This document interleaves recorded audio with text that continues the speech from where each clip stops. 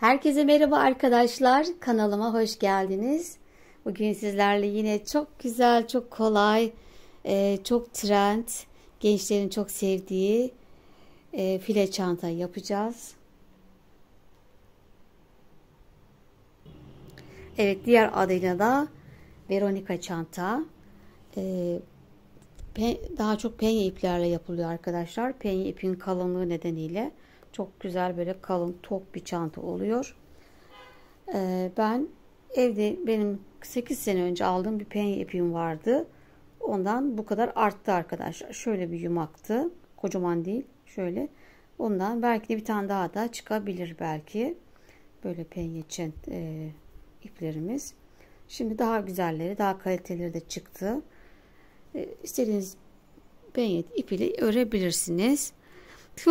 Tığ olarak da yine bu o zamanlardan kalma tığım 7 üzerinde 7 yazıyor.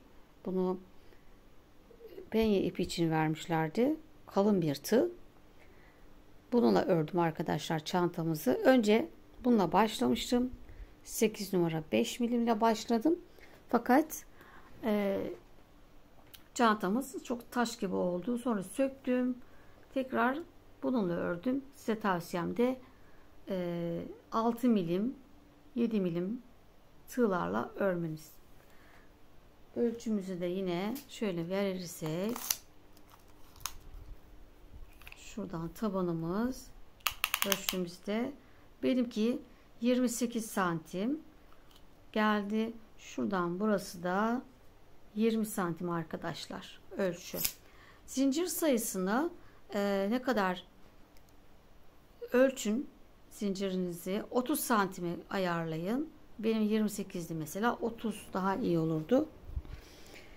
Ona göre de yapabiliriz. Ama bu çok güzel, ideal oldu. Aynı sayılarla da gidebilirsiniz. Evet, videomuzun hemen başlayacağız şimdi. Bu arada kanalıma abone olmayı, yorum ve beğeni yapmayı unutmayın canlar. Hadi örmeye başlıyoruz. Evet arkadaşlar, çantamızın yapımına başlıyoruz. Çantamız için böyle penye ip gerekli. Penye ip çok kalın bir ip. O yüzden de bunu tercih edin. Buna benzer bu kalınlığa benzer iplerle de yapabilirsiniz. Evet, şimdi bu benim elimde neredeyse 8 sene önce almıştım. O zamanki penyeler. Şimdikiler daha güzel. Daha güzel markaların penye ipleri var. Onları tercih edebilirsiniz. Tığ olarak da 8 numara 5 milim kullanacağım. Ayrıca 7 milim de kullanabilirsiniz. Bu penye tığ diye almıştım o zamanlar. Şimdi bununla yapacağım. Bu bana uygun, elime uygun. Siz de kendinize uygun 6 milim de yapabilirsiniz. Yeni başlayanlar ayraç kullanabilir arkadaşlar. Şimdi yapıma başlayalım.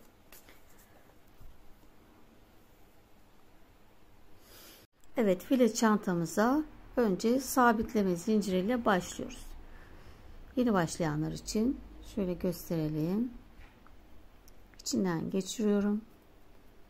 Bu bizim, bunu saymadan bundan sonra 35 tane zincir çekiyoruz.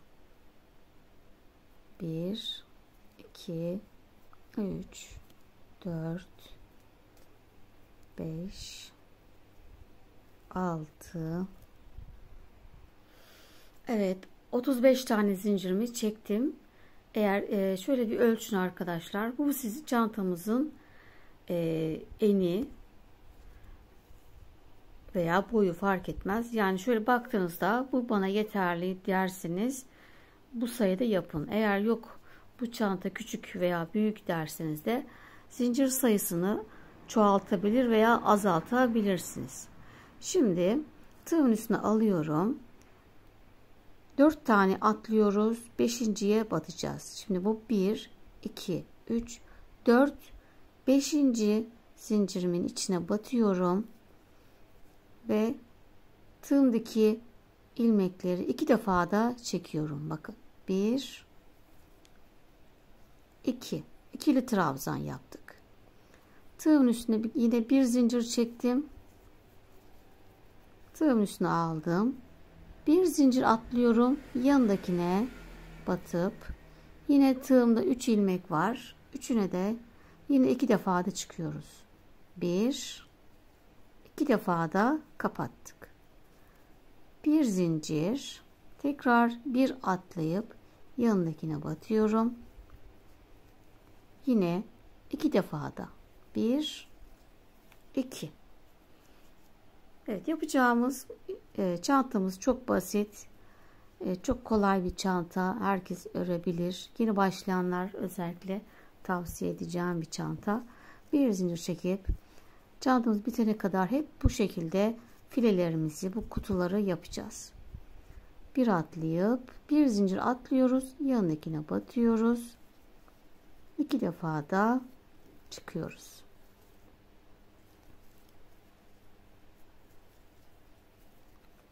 Bir zincir çekiyoruz. Tığımın üstüne aldım. Bir zincir atlayıp yanındakine batıyorum. 2 defa da ilmeğimi kapatıyorum. Evet, zincirler bitene kadar bu şekilde kutularımızı yapmaya devam edelim. Evet arkadaşlar, zincirimin sonuna geldim. Arada şöyle çekin. Örneğin ipler yerine otursun. Birbirine eşit olur o zaman. Bir zincir çekiyoruz. Şimdi zincirimizin diğer tarafından geçeceğiz. Tığımın üstüne aldım. Hemen bakın aynı yere şuradaki son yaptığımız boşluğa bunun içine bir tane daha aynı yere bir tane daha yapıyoruz. Köşeyi de dönmüş oluyoruz. Yine 2 defa çıkıyorum. Köşemi döndüm. Tekrar bir zincir. Şu ipi de arada yürütelim. Yine bir zincir atlıyoruz. Zaten buradaki ikili trabzanlarında hemen karşısı olmuş oluyor. Saymamıza bile gerek olmuyor. Bir atlıyoruz. Hemen trabzanımızın aynı karşısına gelen yere yine ikili trabzan. Bir zincir, bir atlıyoruz. Hemen bunun karşısına gelen yere karşılıklı gelecek arkadaşlar. İkili trabzanlar bakın karşılıklı. Birbirine aynı yere bakıyor. Bir zincir, bir atlıyoruz. Hemen yanındakine batıyoruz. Şimdi bunu da yine sıranın sonuna kadar aynı tekrar yapalım. Evet. Şöyle katladığımızda çantamızın köşeyi dönmüş oluyoruz. Şurası köşe. Şimdi bu tarafa doğru zincirin bitimine kadar aynı şekilde devam edelim.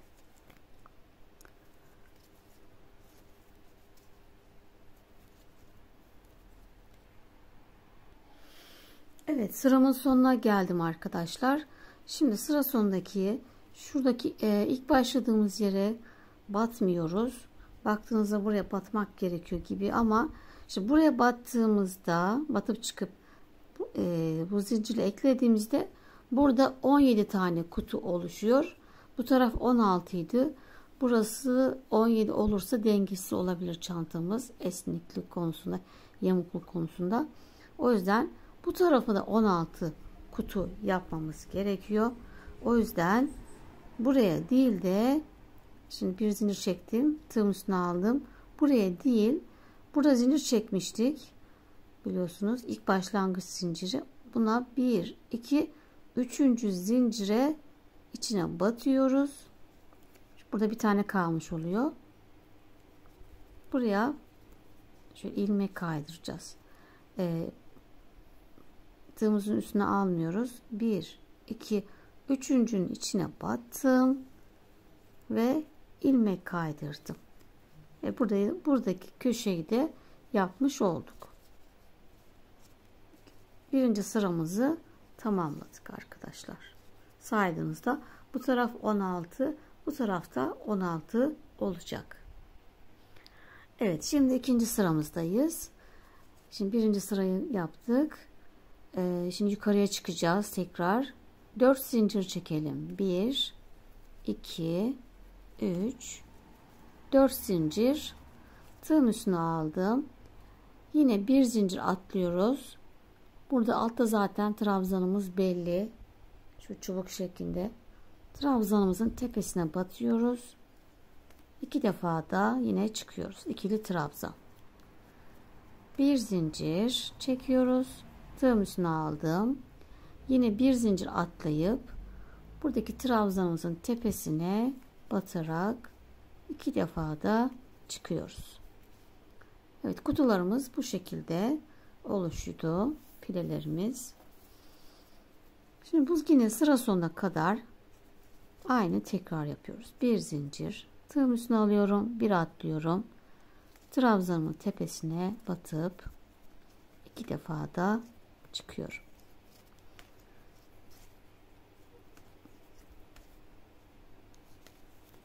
Çantamızın çukurluğu oluştu. Şu şekilde iç kısmı oluştu.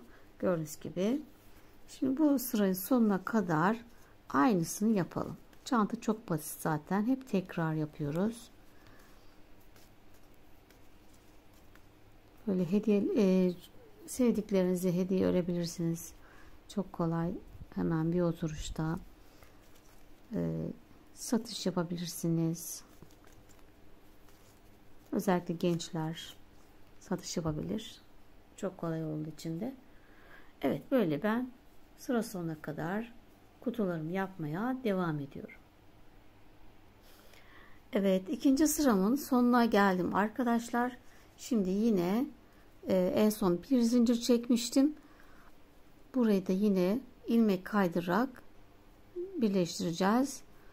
Şu çektiğimiz zincirden sayalım. 1 2 üçüncüye batıyoruz. İçinden geçirip ilmek kaydırdık. Burada yine bir zincir olmuş oldu. Şimdi ikinci sıramızı bitirdik. Şöyle sık sık da böyle çekmeyi ihmal etmeyelim. Esnetelim. El ütüsü yapmış olalım arkadaşlar. İpler, örgüler yerine otursun. Çünkü penye ip esnek. Evet, 2 bitirdik. 3'e geçiyoruz. Yine 4 zincir çekerek yukarıya çıkıyoruz. 2 3 Evet, 4 zincirle çektim. Tığın üstüne aldım. Hemen yine bir zincir atlıyoruz. Zaten bu trabzanların hep tepesine batıyoruz. 2 defa da kapatıyoruz. Yine bir zincir, tığımın üstüne aldım. Yine bir zincir atlıyoruz. Buradaki trabzanın tepesine batıp yine 2 defa da kapatıyoruz. Evet, çantamızın örneği bu şekilde. 9-10 sıra bu şekilde örelim. Aynısını yapalım. Bakalım kaç santim olacak. Sonunda santimlerini ölçeriz.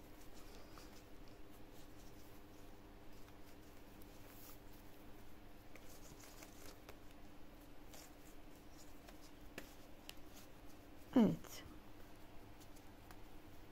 File çantamız ortaya çıktı.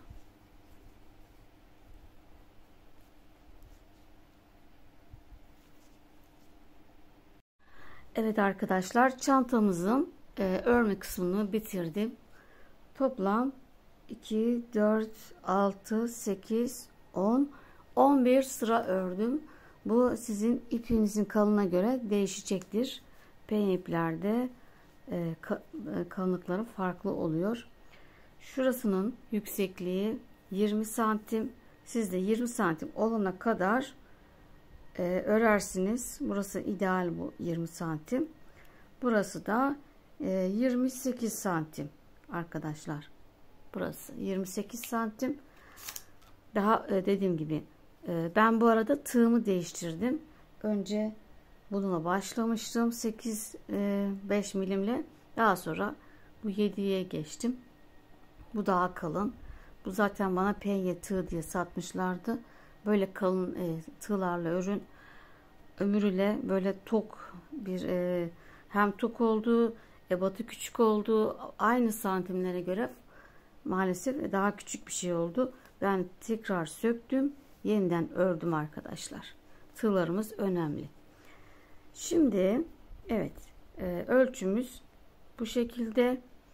Sıra sapımıza geldi. Sapımızı yapacağız. Bunun için önce bir ortayı belirleyelim. Şimdi şurası başlangıç yerimizi şöyle bir tutalım. Bakın burayı tutuyoruz. Karşı tarafta öyle. Burayı bizim 16 tane kutumuz vardı. 16'yı sayalım. 1, 2, 3, 4, 5, 6, 7, 8, 9, 10, 11, 12, 13, 14, 15 ve 16 burası. Çantamızın yarısı burası. Yarısı arkada 16. O kutu toplam 32 kutumuz var. Şimdi ortada 6 tane ilmeğimizi örmeyeceğiz. Burada 5 tane örüp sap yapacağız. Tekrar 6 atlayıp 5 örüp diğer tarafı da aynı olacak. Yani 5 ise 10 öreceğiz. Şöyle işaretleyicimizi alalım. Bilmeyenler daha kolay yapsın. Şimdi burası sıra başımız. Buradan 1, 2, 3, 4, 5 kutu. 5 kutuyu örüyoruz. Buraya kadar öreceğiz. Şöyle kapatmıyorum. 6 kutu sayalım. 1, 2, 3, 4, 5. 6 kutuyu örmeyeceğiz. Burayı boş bırakacağız.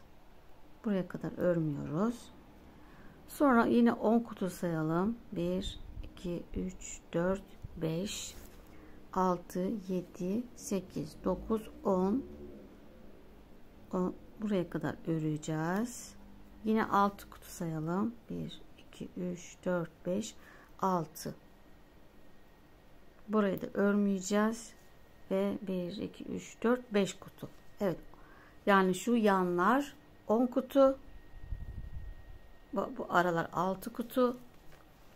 Bu şekilde bakın yerimizi belirledik. Örerken hep kaydığı için şu an çapraz gibi oluyor. Sonra düzeliyor arkadaşlar. Arada böyle çekiştirin. El ütüsü yapın. Çantalarınızın örgüsü yerine otursun. Şimdi başlıyoruz. Kaldığımız yerden devam edelim.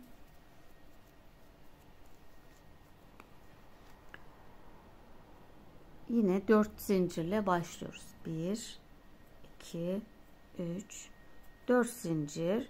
Tığımın üstüne aldım. Bu 11, 12. sıramızda sapını yapıyoruz. Dediğim gibi bu ölçüler değişebilir. Sıralar değişiyor o zaman. Evet, yine aynı şekilde kafesimizi, kutumuzu yapıyoruz. 2 defa da çıktık. 1 zincir. İkinci kutuyu yapıyorum.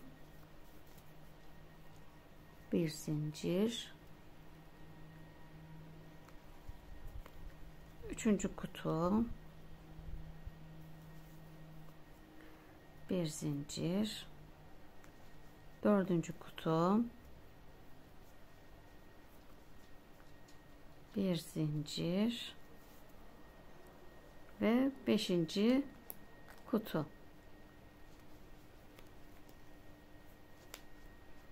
Evet. 5 tane kutumu yaptım. Şimdi zincir yapacağız. İster 40 veya 45 zincir çekeceğiz. Penye esnek olduğu için az çekersek iyi olur. 40 ile bir deneyelim bakalım. Şimdi arkadaşlar zincirimizi bu şekil değil de ince gördüğünüz gibi bunun kalın olması için şöyle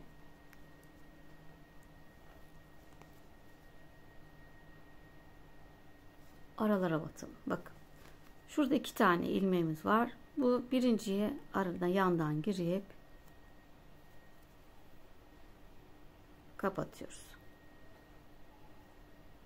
Biraz daha yaklaştıralım.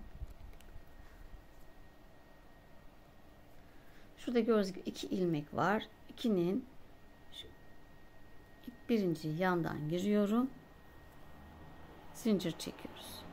Tekrar 2 ilmeğin şu birinciye yandan giriyorum.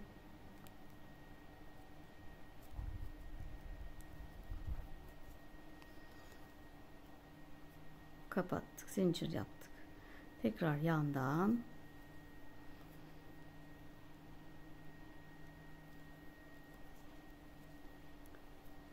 evet, çantamızın sapını bitirdim arkadaşlar. Böyle çektiğimizde uzayacağı için çok uzun yapmıyorum. 40 zincir demiştim ama asıl ölçü 45 santim, 40 veya 45 santim civarında. Ben şu an bu 40 santim, dediğim gibi taktığınızda zamanla böyle uzayacağı için 50 tane zincir çektim. Siz de örüp sonra ölçün, 50 santim, 40 santim, 45 de olabilir. Siz daha boylusunuzdur. Ben kızımı örüyorum. O da benim gibi minyon. Daha hani az yaptım. Şöyle ölçü olarak yaptığınızda bu şekil görüntü. Daha da işte dediğim gibi birkaç tane daha zincir çekebilirsiniz. Ben şimdi toplam 50 tane zincir çektim. Şimdi tığımın üstüne aldım. Hemen ne yaptık? 6 tane kutu atlayacaktık. 1, 2, 3, 4, 5, 6 kutu. Zaten işaretçimizi koymuştuk. Buraya tığımın üstüne aldım. Hemen aynı yere ikili trabzanla burayı birleştiriyoruz. Evet, ikili trabzan, yine bir zincir, 10 tane kutu yapıyoruz. İşaretlememizi yapmıştık zaten. Karşıya işaretleyeceği kadar, yani 10 tane kutu yapana kadar trabzanlarımızı yapmaya devam edelim.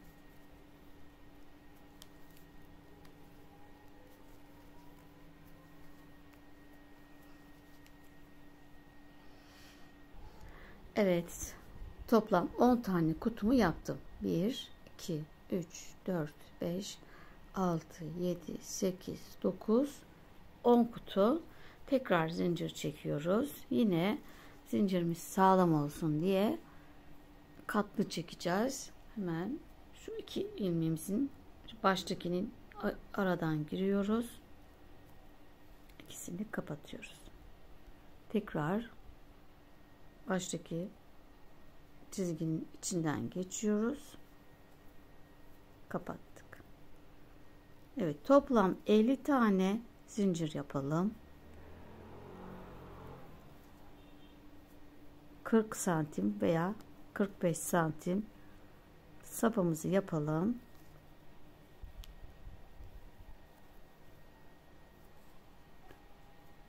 Gördüğünüz gibi güzel bir sap. Daha sağlam. Evet, yine 50 tane zincirimi çektim arkadaşlar. Şöyle de çekelim. Esnetelim. Ve yine 6 tane kutu atlıyoruz. 1, 2, 3, 4, 5, 6 kutu atladık. Hemen ilk trabzanımızın içine, işaretlediğimiz yere, trabzanımızın tepesine tığın üstüne aldım. Tepesine batıyorum. 2 defa da çıkıyoruz. Şimdi geri kalan kutularımızı da yine aynı şekilde yapıp bitiriyoruz. Bir zincir, sıradaki trabzana ikili trabzan ve çantamızı bitirdik arkadaşlar. Gayet çok kolay. 1 saatte bile örebilirsiniz. Hızınıza bağlı. Bir günde belki de 3 çanta örebilirsiniz. Güzel bir hediyelik.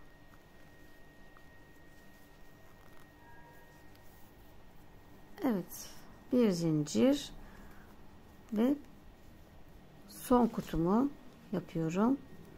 Yine 3. zincire batıyoruz. 1 2 3. Burada da bir tane kalmış oluyor. Battık.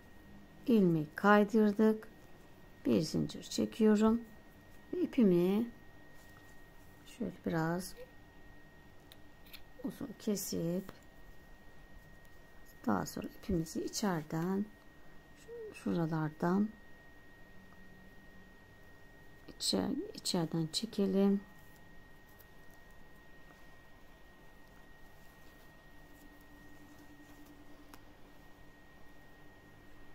Diğer sıralı.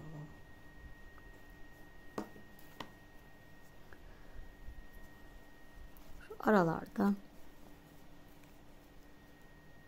ilmeklerden geçirip ipimizi saklayalım. İsteyen astar yapabilir ama orijinalinde çantanın kendinde file çanta kendinde yok. Arzu eden yapabilir. Böyle. Bunu da böyle sakladık. Ve çantamızı mutlaka şöyle bir çekiştirelim, esnetelim. Evet, çantamız dediğim gibi örerken kayma olduğu için şöyle ortalayıp tarafa doğru çekiştirelim. El ütüsü yapalım. Yani şöyle açalım. İçeriden de öyle esnetelim. Bunları da yaptıktan sonra çantamız bu şekilde bitti arkadaşlar. Gençlerin çok sevdiği Veronica çantamızı tamamladık. Evet. Tarifimiz burada bitti. Kanalıma abone olmayı, yorum ve beğeni yapmayı unutmayın canlar. Tekrar yeni videolarda görüşmek üzere. Hoşça kalın.